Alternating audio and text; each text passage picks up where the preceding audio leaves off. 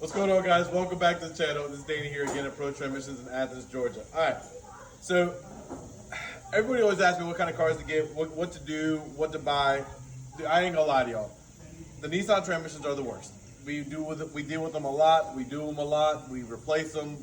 We do at least one or two a week. We go back with the Nissan OEM unit. Those are the ones that we've personally had best luck with. We have them programmed after, which is great. Today we're working on this red Nissan Rogue. This customer had multiple different complaints. One of the complaints was that it had hesitation shifting, it had transmission codes, also had a jerking feeling whenever going about 45, 50. So, of course, first things first, we looked into the transmission issue, found it had a transmission issue. So it was an extended warranty company. Extended warranty company decided to go ahead and change the trans. That problem was solved. We also found the CV axles had a nice vibration to them when under acceleration, under a load. So, again, all those are solved. During our diagnostics procedure, we found out that the spark plugs were worn out, so we recommend to get them replaced. Because we said, hey, I had just replaced them.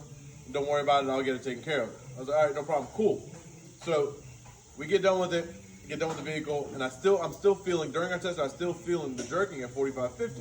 I was telling the technician, I was telling myself, I was like, look, we need to look into this deeper. We need to find out why. If this customer just replaced spark plugs and used quality parts, as he said, why is it still doing it? So the first thing we find is the car's got auto light spark plugs. Now, again, guys, don't get me wrong.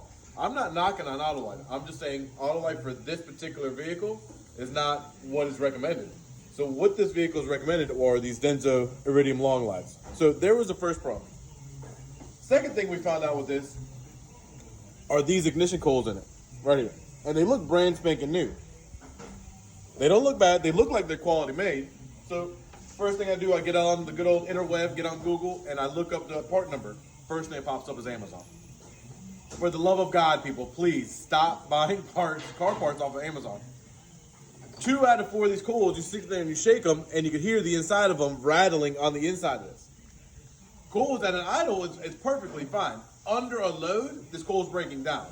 We put a lab scope on it to figure that out. You can see coil cylinder 2 and cylinder 3 were breaking down under load, but was not enough to set a misfire code, so there was absolutely no engine misfire codes. So any normal technician or any normal person would be chasing down this rabbit hole for an eternity trying to figure out why this engine's misfiring. And that's where the most common misdiagnoses are happening. You got good ignition, you got good fuel, or at least you think you do, and there's no misfire codes, but you can feel the misfire of the engine, what's going on. Put quality parts in your car. Spend a little bit of extra money. I understand Amazon might be $100, $150 for these coils versus if you go to AutoZone or Advance or Riley's, it might be $300 for the coils. But put some quality parts in there, please.